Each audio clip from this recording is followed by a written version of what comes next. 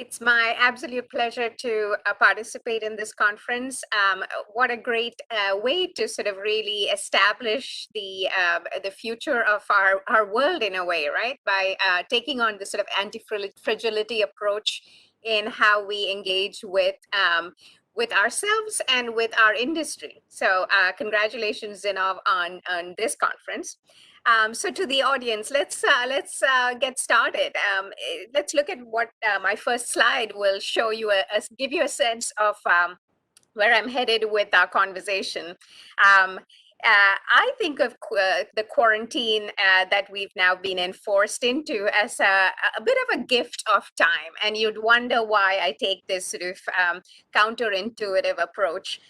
What you're seeing on the screen here is a little bit of the background that I come from. I represented India in rifle shooting, winning medals for us, for India in South Asian, and World Cup levels. And the sort of sense of anti-fragility I come from is partly because at a time when I had just started winning medals for my country, we also had sort of professional issues at home. I was only 13 at that time. And so on the one hand, there were newspaper articles about me. On the other hand, there were newspaper articles about sort of other parts of my family. And so in my mind, my approach was to say, listen, I don't care. A part of what I will do is to ensure that we're recognized for what we can do. I can do specifically for the country and for the world. The second element that I bring to bear here on quarantine is that I came from a pretty ordinary Indian family. And rifle shooting, as some of you may know, is a pretty expensive sport. So what I did to make the sort of practice happen, but not land up sort of bankrupting all of us, was a practice called dry practice. So basically, you take up your rifle and you shoot, but you don't put in a bullet, which is quite expensive. So you're going through all of the motions without actually taking the shot. Why is that interesting? It is, in a way, what you're doing in many ways in quarantine. We are working, but we also get here a chance to really expand out some of our options. So let me talk to you a little bit about that. So if we'll go to the next slide, you'll see the book that I have. So it's in English, but also in Chinese. I'm waiting for the profits to roll in. I wrote this book, the Career Catapult. Even though I'm a strategy person, it's really a lot about how you engage around your career and your future, and basically future-proofing your life and your career. And what I learned in my time working on strategy with a lot of business leaders was, even as we were thinking about strategic shifts, in their minds, senior leaders, in their minds, the big question was, what does that do to me? What does that do to my team, right? So there are jolts that will happen to you because whether it's COVID or it's transformation, digital transformation, the industry you're in will shift. It's just the nature of humanity, nature of history. So jolts can stop us on our tracks, but they can also provide us with the momentum to really shift into new paths and new ways of sort of achieving success. And that's what I try to capture in the book. So in the next slide, you'll see that we have, as I went in and did my research, I'd expected there'd be some kind of big eureka moment.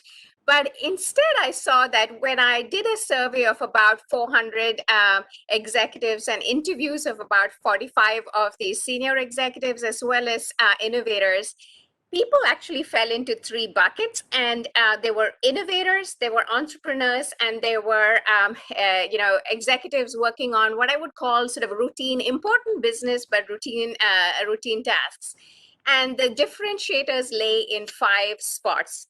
One was, how deeply do they dig into their, who they are, what they want to do?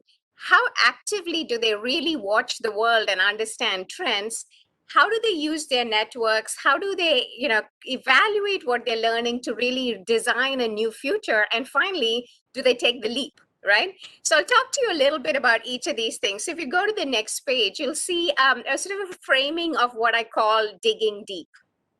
what happens, what I found was that people who are really activated about what they want to do tend to think pretty deeply about three elements, right? Are they really understanding what their activating passions are? Do they truly understand what their capabilities are? And do they also deeply understand what their what I would call sort of their blinkers might be, right? What do they fully understand what might stop them on their in their tracks? What I found interesting was that if you look to the next slide, what I found was everyone tends to do some of it, right? So when on average, if I looked at the average Joe, at least 30% of them said, oh, on a regular basis, I stop and think through who I am, what do I want to do, etc. We're talking, once in a couple of weeks. And I'm not talking about sitting down with a paper and pencil and writing it out, but at least sort of stopping and, you're folding your laundry and you're thinking about it type of thing, right? So 30% said that. So pretty okay. But when you look at the next slide, you'll see that this is a sort of slight shift with entrepreneurs because they have to be in charge of themselves, but also their enterprises.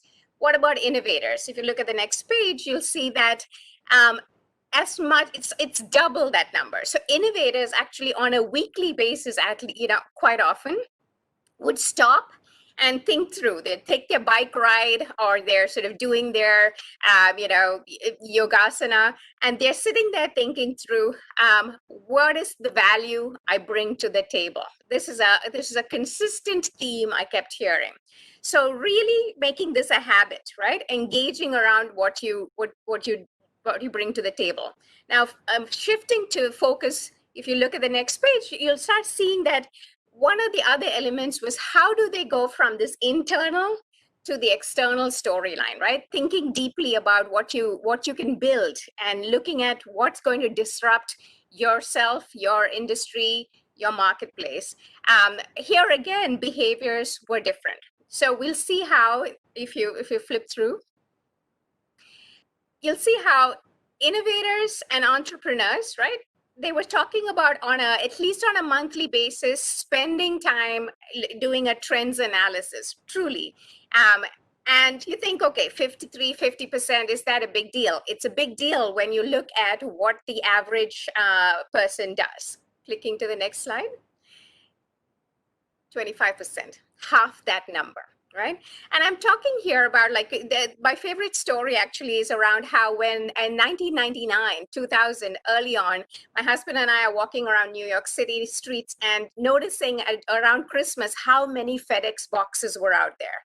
And I recognized that, I remember telling him, okay, so I guess the packaging industry is going to do fine in the internet, the world of the internet. This was a time when we weren't even sure that this was the time of the bubble, remember, the technology bubble. So I said, okay, let's take a chance and let's make sure that we put some money into FedEx bonds and stocks. I did well. What I should have done was to establish a shipping company.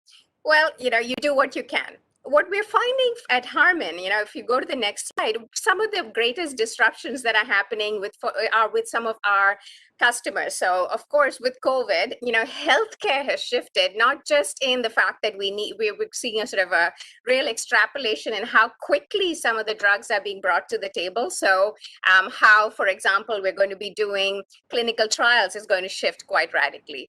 But you also see education shifting, of course. And so then the knock-on effect on telcos, knock-on effect on how retail and e-commerce comes into play.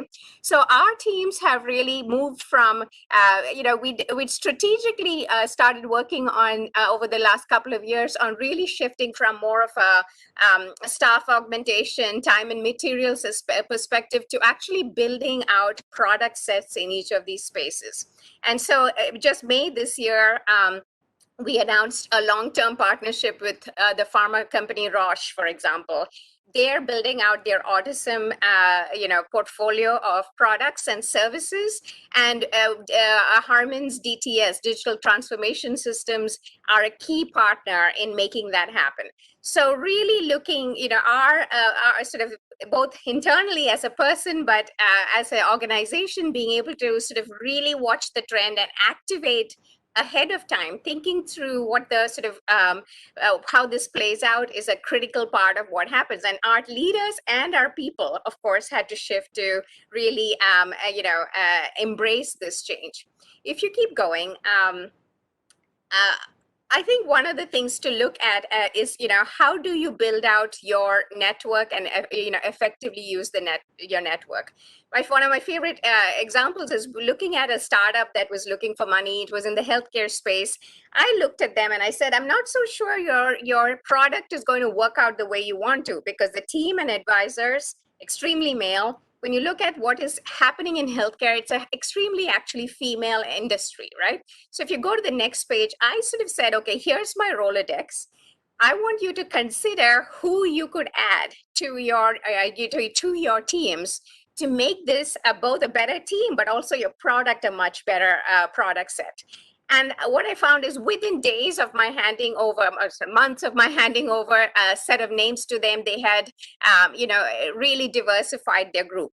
It was not about intent. This was a startup made of great people.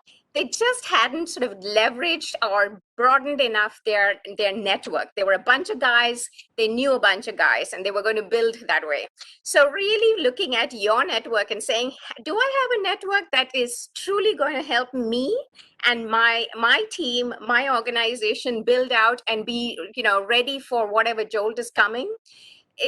In this case, we're talking male and female, but in the future, I mean, we're also talking about, do you have enough people who understand blockchain? Do you have enough people who understand new markets? Do you have enough, millennials and Gen Z people to talk to? These are the kinds of sort of diversified portfolios in your network you need to be leveraging. If you keep going, the next piece is around, like, do you, looking at networking. Here again, you'd think that innovators are sitting in their ivory towers and thinking, right? No, 53% of them say this networking is a primary strength that they leverage in getting to great ideas. So, this is sort of for anyone who thinks that, we can sit in a cubby hole and, be ready for the jolt. That ain't happening. So use all the technologies we have to ensure that we're driving to being ready for the future. If you go to the next slide, here's a little bit of a snippet around sort of me, right?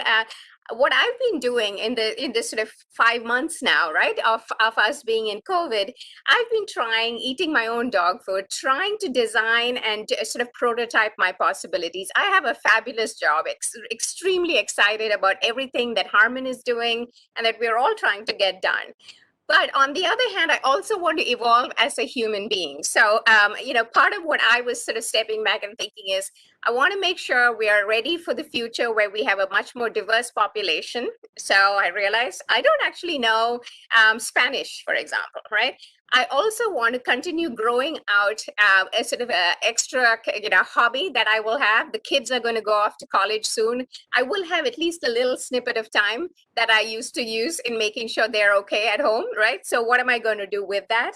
And finally, ensuring that we have a way of sort of really engaging with the environment in new ways, right? So having recognized that trend, recognize that with quarantine, I might have a little extra time. I used to have about 3 hours of a commute every day. So taking some of that time, I've done 3 things. I've started writing actually a non-fiction book.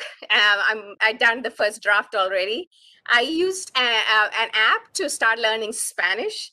And I've used Coursera to sort of look at new ways of doing option valuation of startups, just as a way to really sort of keep engaging her in the learning possibility. And why? Because I want to prototype and look at, hey, when I retire, which happens, eventually, will I be sitting on a beach or will I be writing fiction? Let's give this a shot, right? So really actively prototyping is part of the storyline. And I think using this gift of time to think about how can you be a learner, even though there are all of these other stresses, is going to actually be able to sort of, this is a sort of a gift that you should try and utilize if possible, right? If you go to the next slide, one of the elements that we find is, ensuring that you're really looking at your dominant logic. Look at what value you provide, maybe even your company provides, as far as what is it you do, when do you do it, where do you do it, and how do you solve and use your value. Really engaging around that to sort of think about it orthogonally, right? If you think, like the whole point is Starbucks was, rather than thinking of a coffee shop as a place where you drink coffee, thinking orthogonally and thinking this is a space where ideas happen, is it resulted in them being able to, getting us to pay $8 for a cup of coffee, $8 for a cup of coffee, right? So that is a shift and a way of going extreme. The second piece that around going extreme is also, if you go to the next slide, you'll see that we sometimes sort of stop ourselves from engaging in a way that is sort of holistic, right? So when I look at what we do in digital transformation, it's not just saying, okay, here's a product, let's, utilize it. There's often a design thinking around it, right? Being customer centric, but also creating solutions that are very industry oriented, but also can be leveraged broader. Most important is the change management perspective, right? You really have to think about how you take your partner from point A to point B in a way that doesn't break their system and also allows them to grow and evolve.